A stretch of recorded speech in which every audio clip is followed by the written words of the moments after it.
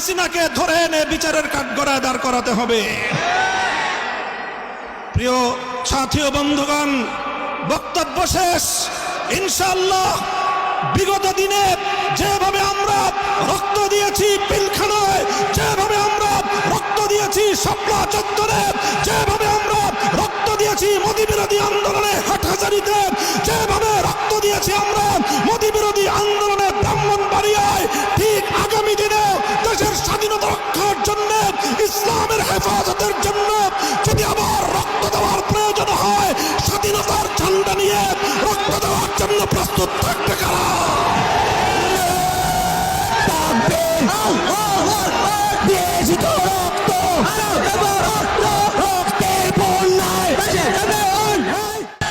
রাজপথের জিবাজালা আল্লামা মামুনুল হক,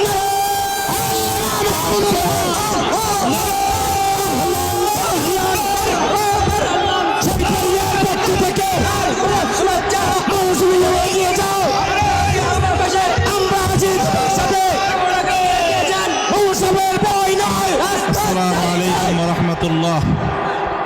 নাহমাদুল্লাহ তাআলা ওয়া নুসাল্লি আলা রাসূলিহিল কারীম, আম্মা বাদ। সংক্ষিপ্ত দুটি কথা। আমি সর্বপ্রথম অন্তর্বর্তীকালীন সরকারকে একটি ঐতিহাসিক সিদ্ধান্ত গ্রহণ করবার জন্য ধন্যবাদ জানাই।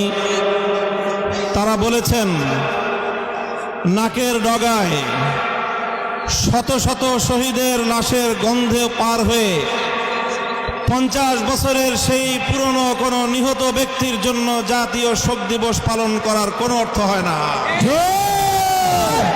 এজন্য 15ই আগস্ট শোক দিবস বাতিল ঘোষণা করে একটি ঐতিহাসিক সিদ্ধান্ত গ্রহণ করেছে। এজন্য আমি অন্তর্বর্তীকালীন সরকারকে ধন্যবাদ জানাই। আরেকটি বিষয় আমি দেশবাসীকে সতর্ক করতে চাই, হেফাজতে ইসলামের নেতা কর্মীদেরকে সতর্ক করতে চাই। ইতিমধ্যে আপনারা বিভিন্ন যোগাযোগ মাধ্যম, সামাজিক যোগাযোগ মাধ্যমে দেখেছেন পরাজিত শক্তির ফ্যাসিবাদী নেত্রী জালিম শাহী শেখ হাসিনা নরেন্দ্র মোদীর ঘরে বসে বাংলাদেশের অভ্যন্তরে 15ই আগস্টকে কেন্দ্র করে বিশৃঙ্খলা সৃষ্টি করবার জন্য তিনি উস্কানি দিচ্ছেন।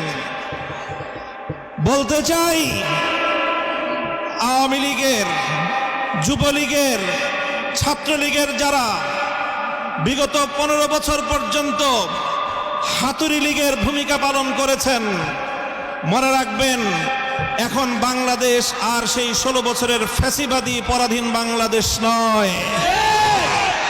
এই বাংলাদেশ আজ স্বাধীন বাংলাদেশ। ছাত্র জনতার এক সাগর রক্তের বিনিময়ে অর্জিত এই স্বাধীন বাংলাদেশে যদি 15ই আগস্টকে কেন্দ্র করে কোন নৈরাজ্য সৃষ্টির পায়তারা করা হয়, সারা বাংলাদেশে তাদেরকে প্রতিরোধ করা হবে, প্রতিরোধ করা হবে।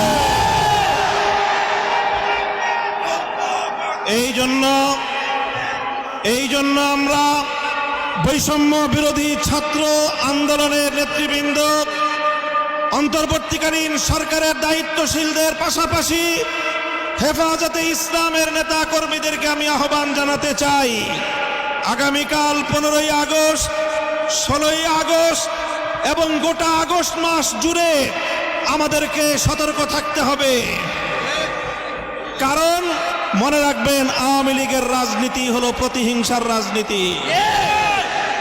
1975 সালে 3.5 বছরের অপশাসনের যুগে শেখ মুজিবুর রহমান সাহেব নির্বিচারে দেশের 30,000 যুবককে হত্যা করেছিল।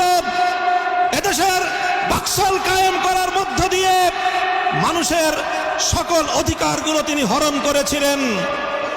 অধিকার হারা মানুষ তখন তারা ক্ষুব্ধ হয়ে ধানমন্ডির 32 নম্বর বাড়িতে অভ্যুত্থান পরিচালনা করেছিল।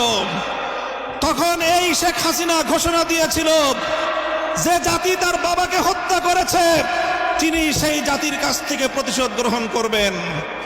বিগত ৪৫ বছর ধরে শেখ হাসিনা প্রতিশোধের রাজনীতি করেছেন, প্রতিশোধ নিয়েছেন আমার বাংলার তাওহীদ জনতার বিরুদ্ধে, প্রতিশোধ নিয়েছেন বাংলার স্বাধীনতাকামী মুক্তিকামী জনতার বিরুদ্ধে, প্রতিশোধ নিয়েছেন বাংলাদেশের ছাত্র জনতার বিরুদ্ধে, প্রতিশোধ নিয়েছেন এদেশের হেফাজতে ইসলামের লক্ষ লক্ষ নিরপরাধ মানুষের বিরুদ্ধে।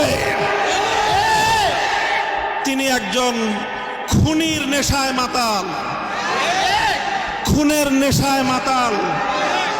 আপনারা লক্ষ্য করে থাকবেন, যারা মাতাল হয়, মদখোর হয়, তারা সারাদিন যে যেখানে থাকে, দিন শেষে রাতের বেলায় সব মাতালগুলো একসাথে হয়ে মদ্যপান করে মাতলামি করে। বর্তমান পৃথিবীতে বড় বড় খুনের নেশায় মাতাল আছে। 1 নম্বর বিনিয়ামিন নেতানিয়াহু, 2 নম্বর ভারতের গুজরাটের কসাই নরেন্দ্র মোদী, 3 নম্বর বাংলাদেশের বিদায়ী ফ্যাসিবাদী শেখ হাসিনা। এই শেখ হাসিনা এখন গিয়ে খুনের নেশায় মাতাল হয়ে নরেন্দ্র মোদীর সাথে আখড়া করেছে। যদি সেখান থেকে বসে বাংলাদেশের স্বাধীনতার উপর কোনো হস্তক্ষেপ করার চেষ্টা করা হয়, তাহলে বাংলাদেশের মাটিতে ভারতীয় দূতাবাস থাকতে পারবে না।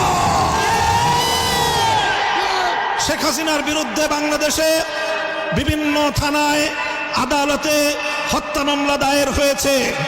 আমি আহ্বান জানাতে চাই, খুনি হাসিনাকে ধরে এনে বিচারের কাঠগড়ায় দাঁড় করাতে হবে। প্রিয় সাথী ও বন্ধুগণ, বক্তব্য শেষ। ইনশাআল্লাহ বিগত দিনে যেভাবে আমরা রক্ত দিয়েছি পিলখানায়, যেভাবে আমরা রক্ত দিয়েছি শাপলা চত্বরে, যেভাবে আমরা রক্ত দিয়েছি মোদী বিরোধী আন্দোলনে হাটহাজারীতে, যেভাবে রক্ত দিয়েছি আমরা মোদী বিরোধী আন্দোলনে ব্রাহ্মণবাড়িয়ায়, ঠিক আগামী দিনে দেশের স্বাধীনতা রক্ষার জন্য, ইসলামের হেফাজতের জন্য